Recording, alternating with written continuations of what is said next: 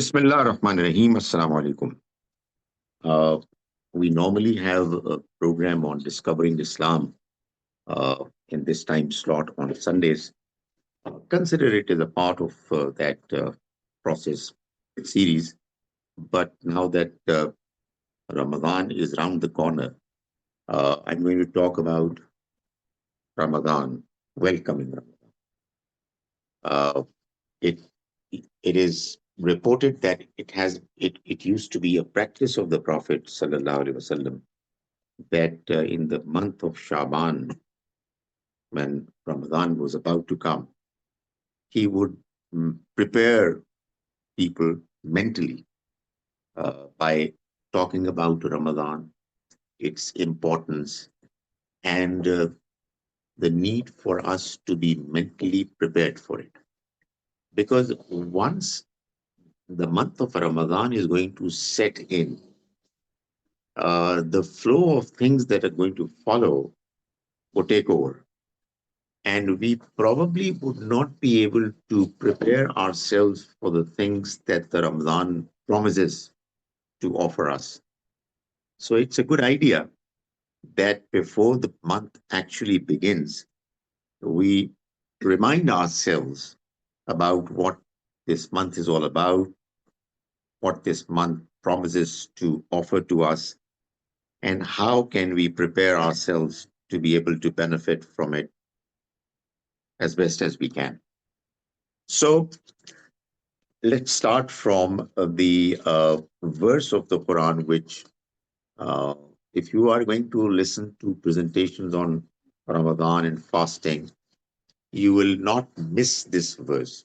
It is repeated so very often that one kind of memorizes it. The Quran says, verse 183 of Surah Al Baqarah, A'udhu billahi minash shaitanir rajim, Bismillah ar-Rahman ar-Rahim. Ya ayyuhallazina amanu kutiba alaykumus siyam kama kutiba ala allazina min qablikum la'allakum tattaqun. Believers, fasting has been made obligatory on you, the same way as it was made mandatory on the people who came before you, la'allakum tattaqun, so that you become muttaqi.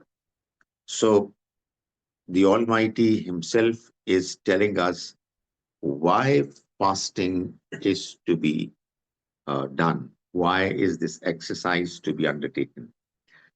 By the way, I have seen in the Quran no expectation of the Almighty that is mentioned for the sake of it. Most certainly, whatever we do in following the discipline of Islam, we are doing it for the obedience of the Almighty. However, each aspect of the Almighty's obedience is accompanied by some reason, rationale, some spirit that is expected to be inculcated as a consequence of following that injunction. So, if we are to follow the instructions of the Almighty properly in the true spirit, we ought to know what the purpose of that directive is. And when we are going through the exercise of being obedient to the Almighty in a particular case, uh, obedience would be incomplete, uh, not with the true spirit, if we do not follow the reason, the spirit that is expected to be created within us as a consequence of following it. So the Almighty has very clearly mentioned that if you are fasting, be clear that the purpose is to become muttaqi. So obviously an important question is, what does it mean to be a muttaqi? What does taqwa mean? A muttaqi is a person who has taqwa in him. And what is taqwa? Well, quite often taqwa is translated in two different ways. It is either God consciousness or it is translated as remaining within limits. both translations are correct, and both are very strongly interrelated. The idea is that if you are living a life with a belief and understanding that your creator knows what you're doing, he is aware of your intentions as well, and you're going to be held accountable one day for what you will do in this life, then most certainly that realization will cause you to remain within the limits that he has expected you to abide by. That is what taqwa is. Live your life in a way that you are aware of the fact that your creator is watching you. And then, whatever challenges you have in life, try to mold yourself, your behavior in a way that you are within the limits of his expectations. That is what taqwa is. Now, we are expected to fast to create within us taqwa and to strengthen it. How? What is the relationship between the two? You see, this exercise is what Allah wants us to go through. I mean, if He wants us to be muttaqi, and He says that this is what I want you to be able to get through fasting, then the relationship has to be worked out. But I think the relationship is pretty much clear. While we are fasting, we stay away from having food and drinks. Even though food and drinks, they are legitimate for us, but for a certain duration during the daytime, we stay away from them. Why? Because that's what Allah expects from us.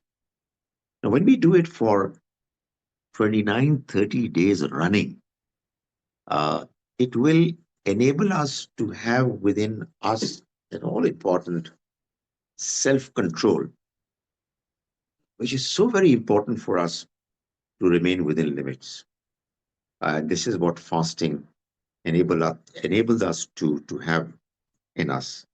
That is, we continue to get trained during this month to remain within limits, so that uh, we are able to we are able to be obedient to the Almighty in the rest of the year. It is because of this reason that the Prophet sallallahu alaihi wasallam is reported to have said that if somebody who is fasting, if he is lying or acting upon lies, God is not interested that he should remain hungry and thirsty. I mean, why is he going through the worship of fasting? Why? This ritual is meaningless for him. I mean, this whole exercise is meant to enable him to become God conscious. And while fasting, he's cheating, he's lying, he's acting upon lies. So, what it really means is that he doesn't understand what the purpose is. Now, while we talk about taqwa, there are a few verses, there are many verses of the Quran actually that talk about taqwa. Probably the Almighty expectations from us when we see in the Quran, there's hardly any other expectation which is more frequently mentioned than taqwa. Ittaqullah. Be conscious of the presence of the Almighty. Because I mean, we are living in a world where we can't we can't see the unseen realities. We can't see the Almighty. And therefore, we have to continue to make ourselves realize, continue to remind ourselves that He's there. And we are going to be held accountable, responsible for what we are doing. The Quran says, for example, in verse 102 of the third surah, Surah Al Imran, Ya ayyuhallazina amanu taqullah. Believers, uh, have taqwa. Be conscious of God. Haqqa tuqatihi. As much as He deserves that you should fear Him. Fear Allah as much as He deserves to be feared. وَلَا تَمُوتُنَّ إِلَّا وَأَنْتُمْ مُسْلِمُونَ. And look here, do not allow yourself to come close to death except that you are obedient. That is, let not death reach you while you are in a state of disobedience. What it means is that continue to be obedient to the Almighty uh, as much as is possible all the time, because you never know when death might reach you. It really is going to be very embarrassing, unfortunate that we die in a state while we are disobedient. So the fact that Allah wants us to, to be conscious of Him, of His presence, as much as He deserves that we should have that realization. Obviously, it's a very tough expectation. It's a tough ask. But the Quran itself has made it, call it easier. Uh, Actually, it's not that the Quran has made it easier. It's actually a way of teaching and training us that when you come across a certain expectation of the Almighty and you have certain questions or reservations in mind, then be sure that there is something that you are missing. So, when you learn about the fact that Allah wants us to be conscious of His presence as much as He deserves that we should be conscious, what it actually means is, in another passage, the Quran says, "Wattaqullaha mastatatum." You fear Allah as much as is possible for you, what is within your capacity. So, what Allah deserves is what is within our capacity. Uh, the fact of the matter is that fearing God is not like any other fear for different reasons. One reason is that, you know, everything that we have in this life has come from Him. He has been so kind to us that the blessings that we enjoy in this life are all from Him. And therefore, He deserves that we should not be disobedient to Him. We should not disappoint Him. Honestly, when we do things wrong, we are disappointing Him. And He deserves not to be disappointed because, I mean, we can't imagine what He's done to us. So that's one reason. The other reason is that, as I said before, whatever He has given us uh, in His law, in His expectations, uh, it's all for our own benefit. He doesn't need our obedience. Whatever instructions, commands He has given us, they are meant for enabling us to improve, to get better. And one of the other reasons why fearing Allah, fearing God is different from all other fears is God is everywhere. He can see what we are doing, He can hear what we are saying, and He can know what our intentions are. And when it will come to the time, occasion of accountability, nobody will have any say in the process. Nobody is going to be spared because someone came and intervened and did intercession. Uh, so that's one thing. The other thing the Quran says about taqwa is in Surah Al-Hashr. He says, Ya ayyuhallazina amanu taqullah. Believers, fear Allah. Be conscious of the presence of Allah. Wal tanzur nafsum ma qaddamat lighadin. And let every individual be concerned about what he is sending for the next day, for the future. In other words, beware of the fact that whatever you're doing in this life, it's all going to go for your future. It's all going to impact the quality of your life that you are going to be given to live forever. Wattaqullah, and be conscious of the presence of Allah. Inna Allah khabirum bima ta'malun. God is fully aware of, informed about what you do. There is a third important passage of the Quran regarding taqwa, which I'm going to just briefly mention.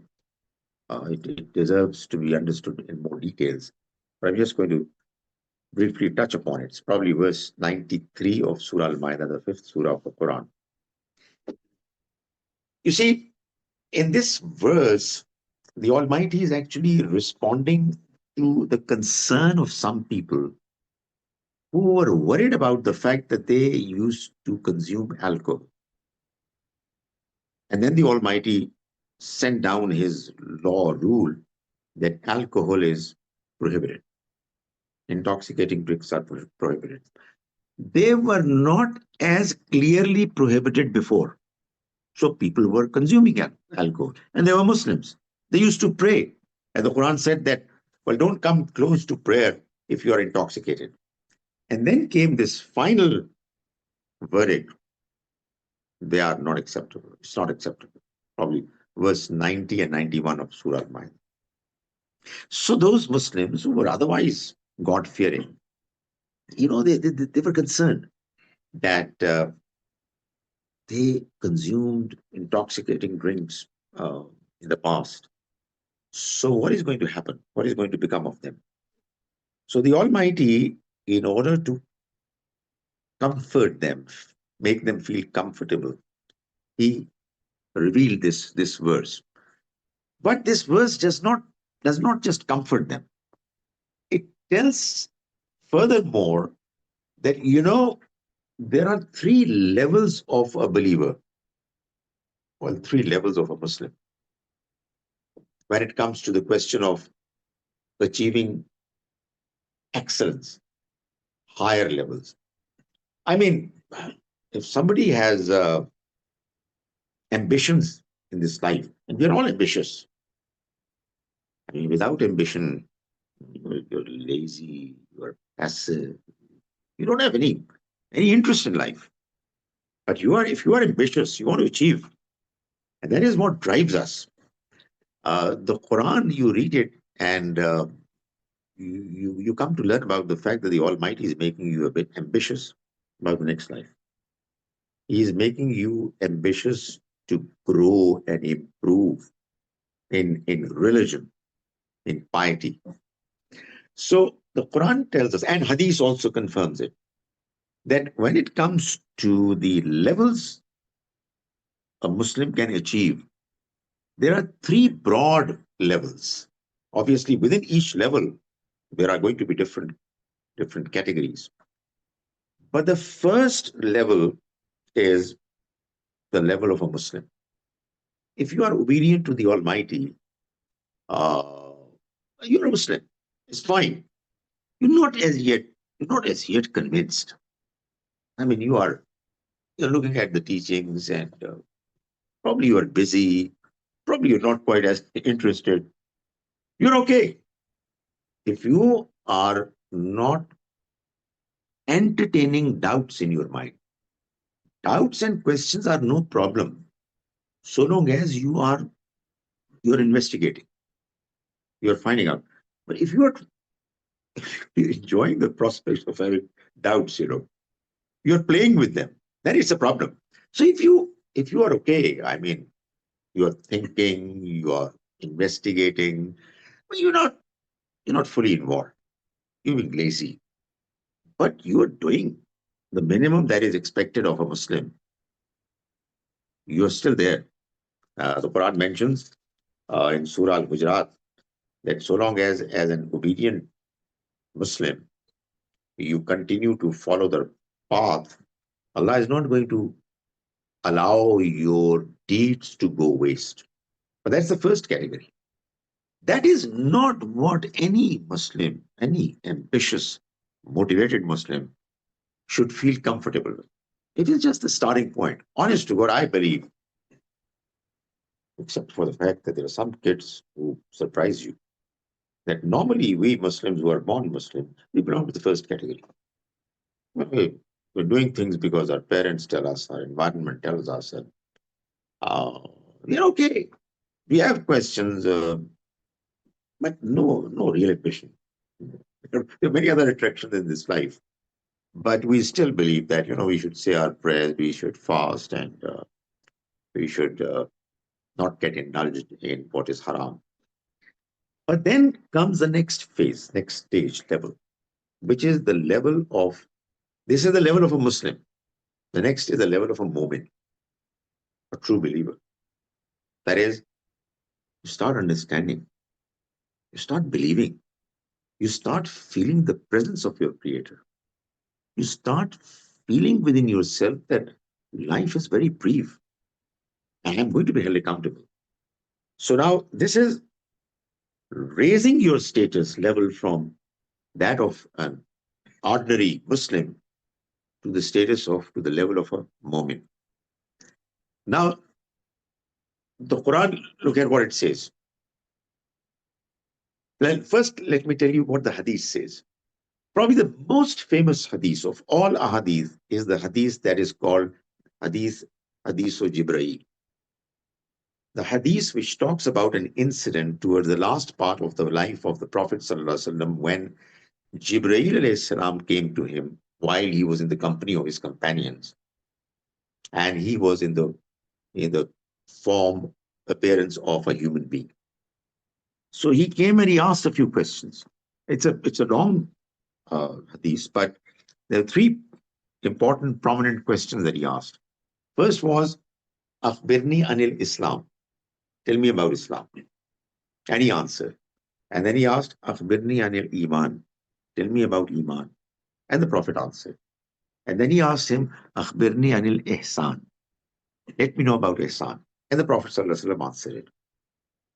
Umar Raziallahu anhu, who was the narrator present at that time, he says that, we were surprised that, what's going on? This man is asking a few questions, asking the Prophet a few questions, which is normal. Anybody who comes, he asks questions. But this man is different. Each time the Prophet would answer, he would say, "You're right." So they would say, what's going on? I mean, this man is asking and then endorsing, acknowledging that you're right. Absolutely. So later it transpired that this man was not a man, actually. He was an angel, and the Prophet ﷺ himself said that it was Jibreel who came لِيُعَلِّمَكُمْ دِينَكُمْ, so that he should teach you your religion. And the message is that you learn God's religion through questioning, through probing. Anyway, now that incident in our mind, let's look at this verse. That is the relationship between Quran and Hadith. When you put Hadith properly as a footnote of Quran, you would find that there's more clarity that you're going to get. So to begin with, the verse, kind of comforts, pacifies believers who were indulged in intoxicating drinks. And that's what our attitude should also be. I mean, nobody is perfect over here. There are people who are indulged in things which are not acceptable to Islam. Well, okay, we should be concerned, but don't take it too far. Invite them, help them understand, and encourage them. Let them know what the Almighty says. I mean, people are so angry sometimes. You find that, life in their company is going to be impossible. You don't want to be in their company. I mean, what's going on? The other day I was reading this hadith. Can you imagine? Wow. The Prophet ﷺ came to the hujra of Aisha radiallahu anha. It was an Eid day, and there were some girls who were singing with tough. And he just, he lied down, he took rest, and he allowed it to carry on. And Abu Bakr radiallahu anhu came and he was upset. But the Prophet didn't show any reaction. And he said, well, just go on. I mean, people have their inclinations to enjoy life. And I mean, if it's within limits, what is the problem? So anyway, so this verse says, there is no problem. You carry no blame in what you consumed in the past. إِذَا مَتَّقَوْا وَآمَنُوا وَعَمِلُوا الصَّالِحَاتِ so long as you believe and do good deeds. So this is Muslim. You acknowledge your belief and then you do good deeds. And then the verse goes on to say, ثُمَّ اتَّقَوْا وَآمَنُوا. Then you continue to be God conscious, continue to exercise taqwa, wa'amanu, and believe. Now, this time around, amanu is not accompanied by amilu salihat. Why? It's implied, it's understood. Somebody who really believes, somebody who has raised himself from the status of Islam to Iman, his Iman is going to ensure that he does what is expected of him. But this is not enough. This is not the last level. Then the verse goes on to say, ثُمَّ اتَّقَوْا وَأَحْسَنُوا. And then he continues to be muttaqi, continues to be God conscious, and then he becomes muhsin, reaches the level of ihsan. And the Quran says, Wallahu yuhibbul muhsinin. Allah loves those who are muhsin. So he wants us to achieve that level of muhsin. And what I'm telling you is that in the context of our topic today, that it is taqwa all along that takes us from the lower level to the higher level of excellence in Islam. And the highest level is ihsan. And what is ihsan? One of the questions that Jibreel alayhi salam asked the Prophet, and the Prophet sallallahu alaihi wasallam answered by saying, ihsan is antabudallah ka'annaka tarahu, that you worship Allah as if you are looking at Him. فَإِن takun tara, because even if you don't see Him, فَإِنَّهُ يَرَاكَ, He does see you. In other words, you do whatever you do, including worship, particularly your prayers, salat, in a way that you have this feeling that Allah is looking at you. So when you will go through that exercise regularly with that feeling within you, you will reach a level sooner or later wherein you will get a feeling that you are actually looking at it. You're talking to it. And that's the level that needs to be achieved. That's the level of excellence. So Ramadan is the month which creates, you say winter is the season when snow is created, lots of snow. You have so much of snow that we would rather get rid of it. So Ramadan is the season, is the month when taqwa is created. And we learned from the Quran that taqwa is that force, motivating spirit that causes the believer to rise from the low levels of achievement to the higher level. Okay, that was the point number one of my lecture notes, lecture slide. Point number two. The Quran itself answers another question. And I want to emphasize that when the Quran is answering a question, I mean, that answer is very important. So one answer, why do we fast? Because God wants you to create taqwa within you. The second question, so why was this exercise of fasting designed by the Almighty to be undertaken in the month of Ramadan? That was verse 183. Verse 85 says, Shahru Ramadan allazi unzila fihi al-Quran. The month of Ramadan is the month when the Quran was revealed. That is why Allah expects you to fast during this month. What does it mean? The Quran is going to answer it.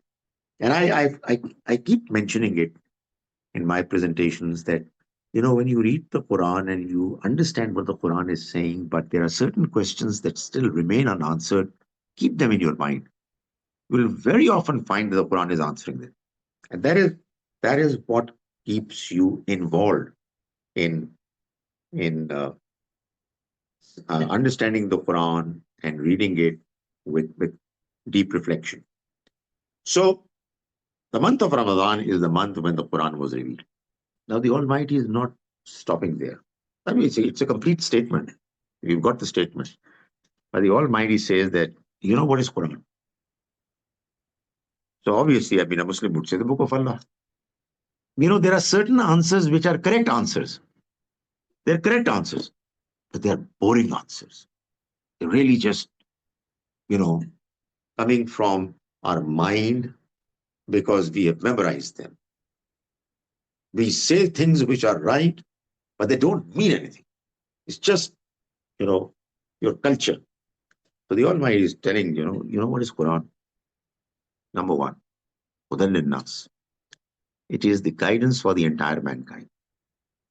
What it means is that the Almighty wanted to guide humans. What does it mean? What does it mean?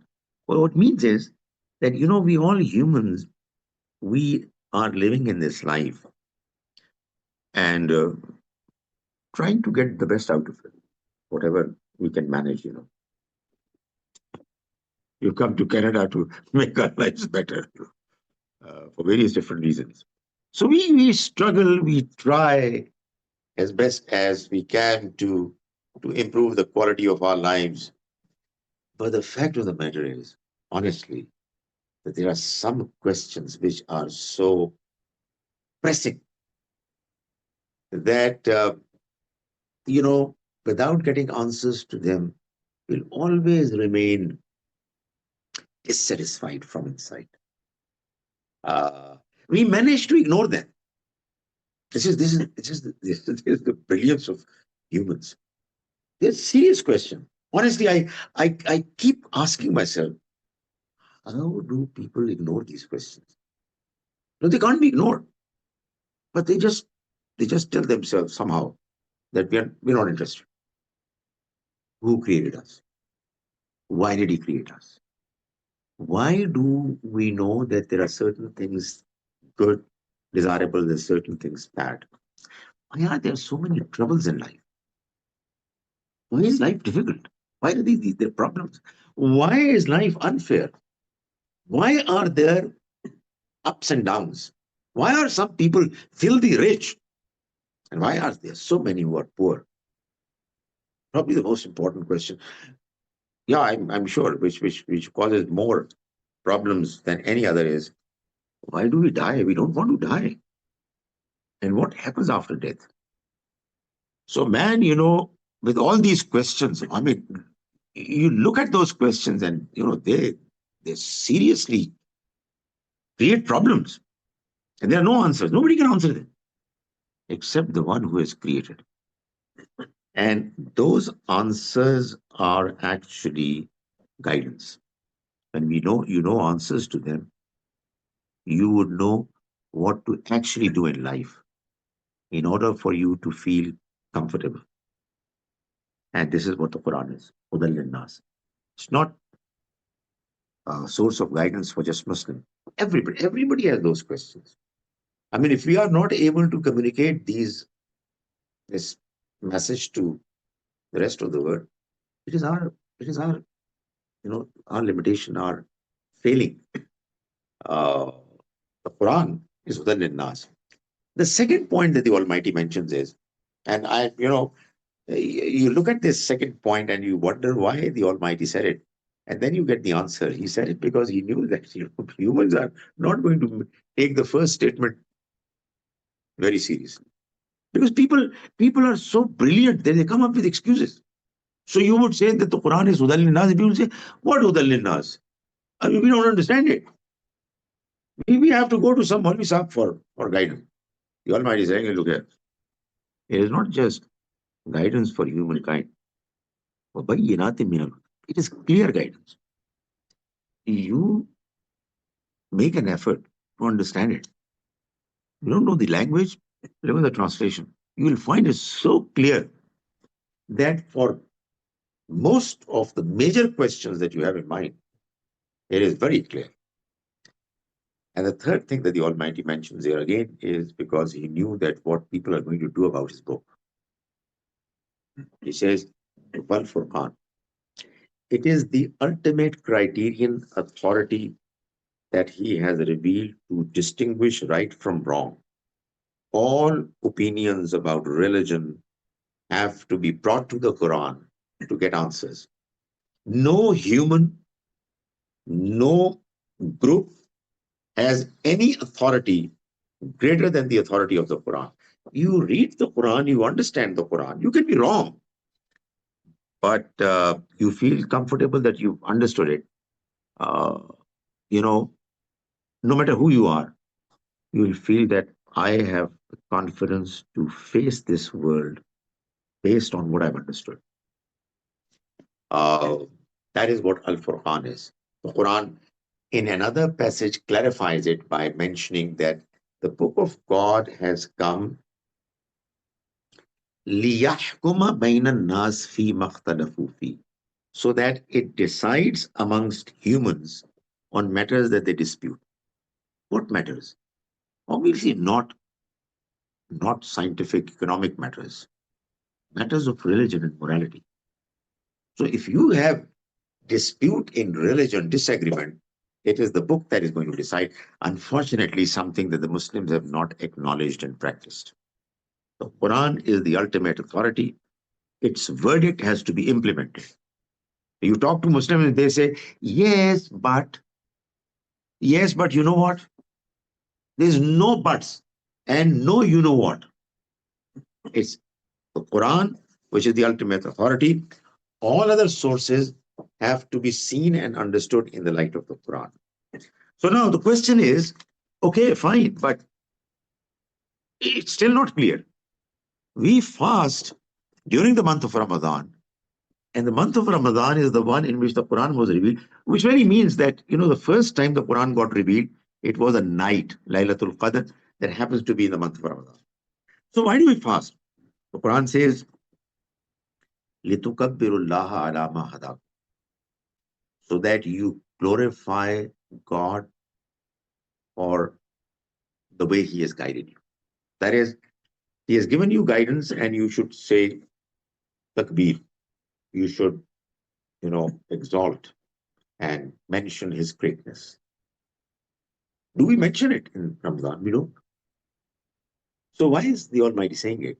Well, you know, to say that Allah is the greatest with your tongue would require you to say Allahu Akbar.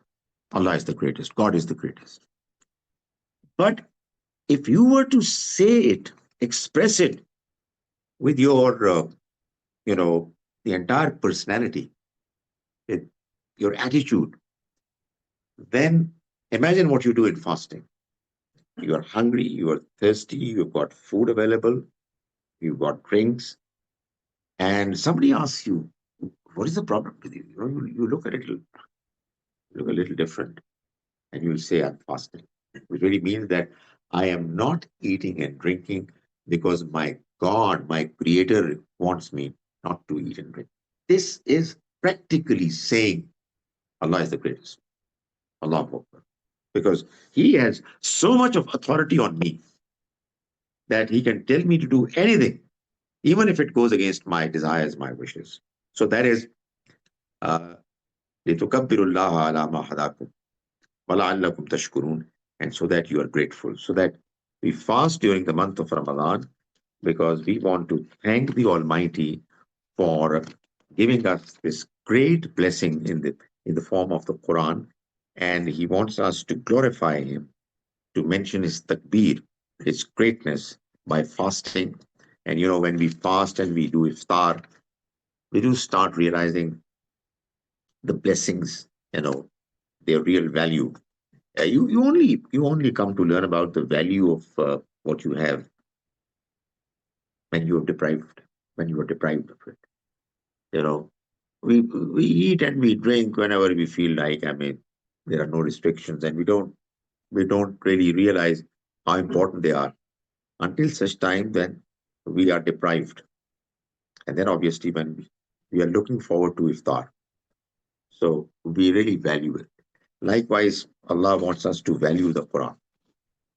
Uh, there is this relationship of fasting in Ramadan and sadaqat and khairat. Many people they calculate and they spend their zakat in the month of Ramadan.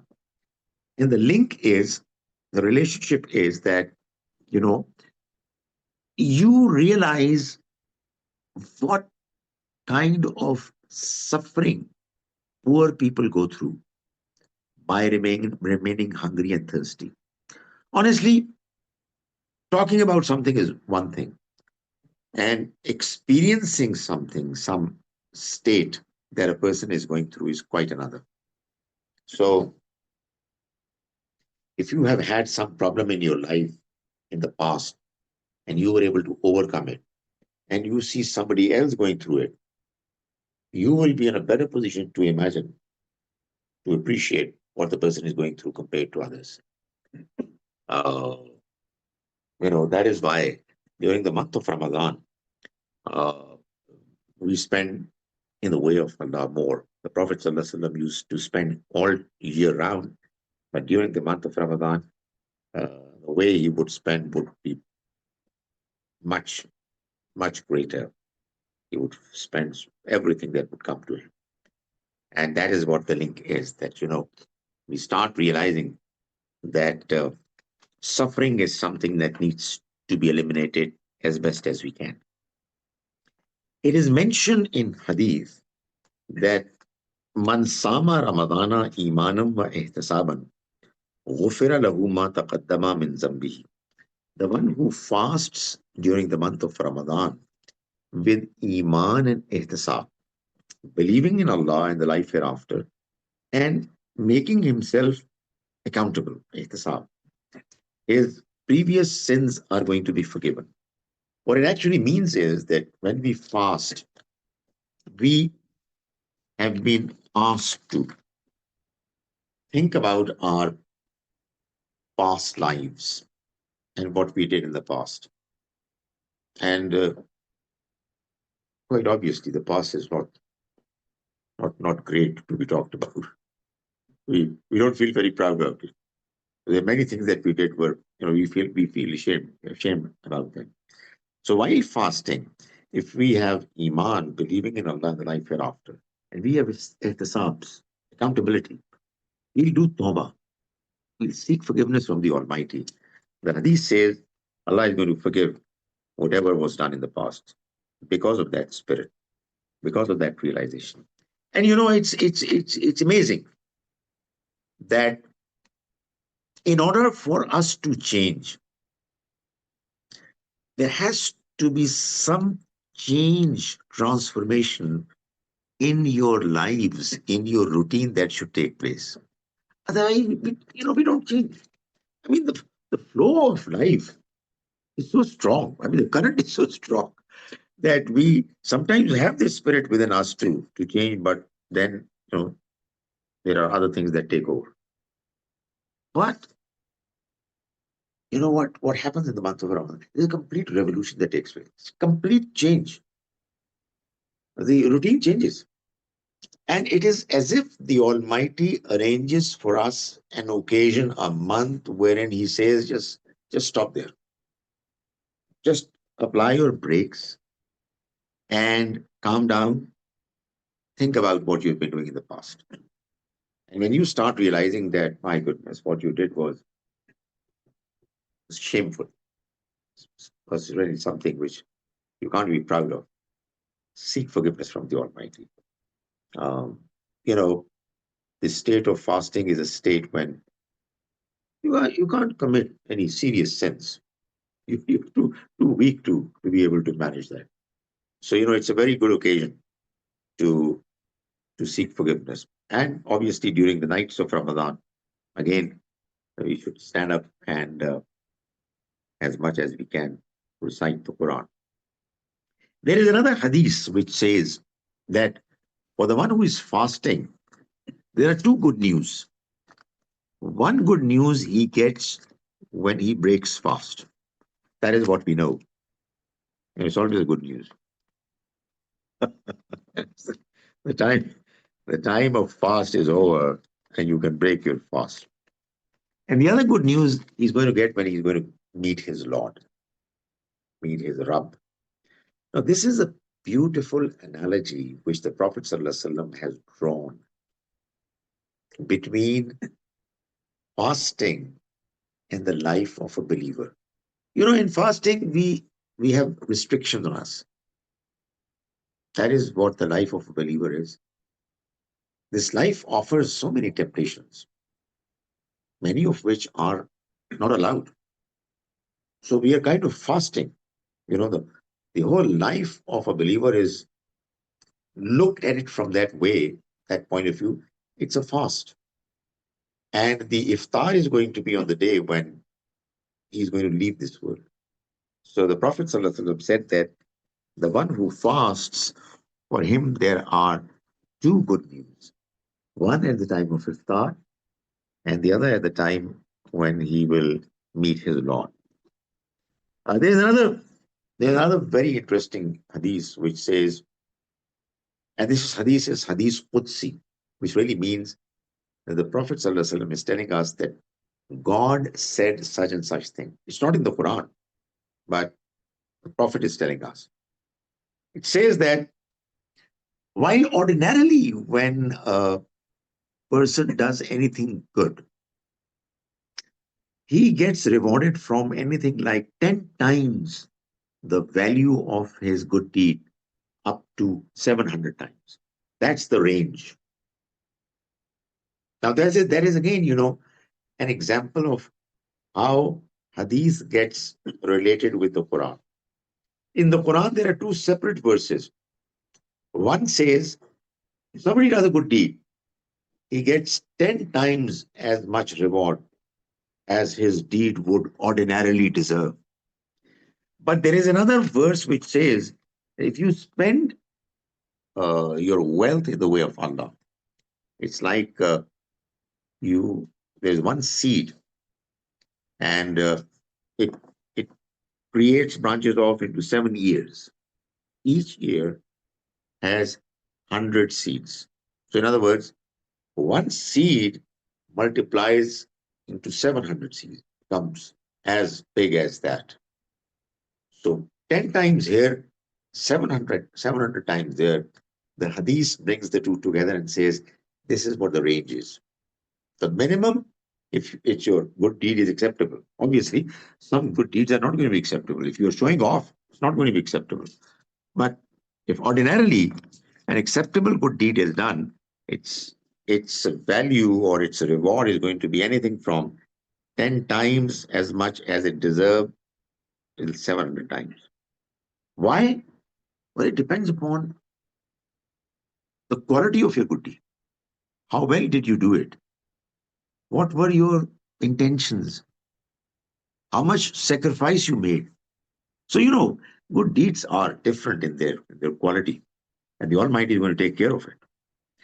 But the Hadith goes on to say that fasting is an exception. All other deeds are going to be rewarded from anything like anywhere like 10 times to 700 times, but fasting is an exception. Asomoli, the Almighty says, fasting is for me. Wa'ana ajibi, and only I am going to reward for it. In other words, you don't know what's going to be rewarded. You can't imagine. सोच है आपकी. You can't imagine. You will not. You can't imagine here. There are no proportions mentioned, no numbers mentioned. What is so special about fasting, which is not there in other good deeds? I mean, salat, zakat, hajj, everything is there. Well, it seems that the difference between fasting and all other good deeds is that in all other good deeds, we have, call it a personal motivation. I want to thank my God. I want to thank Him. And Salat gives me a way of doing it. Let's face it, we are, alhamdulillah, well off. There's so many people who are poor relatives, neighbors, friends, and others. So we would want to know what is the law and what are the details of, you know, going through the process of helping others. And we have zakat. Who would not want to spiritually meet God and go to his house? We all want to do it. We are motivated. Fasting is unnatural. Why would you ordinarily want to be hungry and thirsty, except that, there are some health issues. You want to do this intermittent fasting. That's another matter. But we do it only for Allah. It's sake. He has asked us, and we are doing it. So the Almighty says that fasting is exclusively for me, and I'm going to uh, reward for fasting. Finally, in the month of Ramadan, because the Quran was revealed, there is more emphasis on reading, reciting the Quran. The Prophet ﷺ used to do his tahajjud prayer during Ramadan and outside Ramadan. That would be his routine. However, he allowed his companions, some of them who could not get up early in the morning at the time of tahajjud for various different reasons, he allowed them to say their prayer after Isha, called Taraweeh prayer. By the way, it's the same reason that he allowed them to say their Witr prayer, which is again tahajjud. So, the Quran is recited, but sadly, when Muslims choose to follow the expectations of their religion just in appearance, they lose the real spirit. So there is no real urgency to understand. And the Quran is recited so swiftly, it's done in a way that people don't normally understand it. That should never be the case. There is no expectation that you should complete the Quran from cover to cover. We should read the Quran as much as we can to understand it, and it's for the purpose of reading the Quran that we have Qiyamul Layl in the form of Tahajjud prayer or Taraweeh prayer, and obviously, finally, towards the last 9 or 10 nights of the of Ramadan, there is etikaf, which is primarily confining yourself to the masjid and uh, getting the opportunity of experiencing Laylatul Qadr. I just want to revive a good old memory. Uh, I've only been once uh, I've gone through an itikaf, and I remember that I was visited by you. By the way, remember that? That was, I think, 78. 70. I remember you came. It was Shadman Colony at Masjid, and I was in itikaf, and you were kind to come and see me there. Mhm. Right? Maybe it was an angel. Must have been an angel. Yeah, you never know. Yeah. You came from where? I mean, you were in Lahore and just came and wanted to see what this young Maulvi is doing. My family and my well wishers were all worried about the fact that this crazy man you know, is doing weird things. So that's it. That's about all that I had to say about Ramadan. If there are any questions or comments, you're most welcome. For some strange reason, my invitation to other people could not reach them. No, it reached. Okay. It's only that people have chosen not to participate, which is fine. Is it? Okay. The only thing is that let's now fast and do it properly. Honestly, I have to say this. I have made this presentation so many times, but to practically be able to have taqwa through fasting is something that we need to work out. I mean, there are two things I keep wondering. One, fasting and taqwa, and the other, animal sacrifice and the real spirit of sacrifice. Honestly, there is something missing, which we should do whatever we can to be able to create. I think probably this is what we should do. We should talk more about it. Man, you are fasting and yet you are talking negatively about somebody. Please don't do it. Actually, there is this hadith which says that when you are fasting and somebody wants to pick a fight with you, just say on a sign, I'm fasting. That is why it said as somul junna. Uh, Fasting, is something that helps you in defending yourself. You know, uh, the other one comes to attack you with his whatever, uh, and you're defending yourself. So I think probably a constant reminder that I'm fasting and it really has to have a purpose. And I'm not going to fall into the trap of shaitan by doing things wrong. So that link should be continuously revived, which we should remind ourselves. Before Ramadan comes, I think let's avail the facility of having tea. We can have it today. أقول قولي هذا واستغفر الله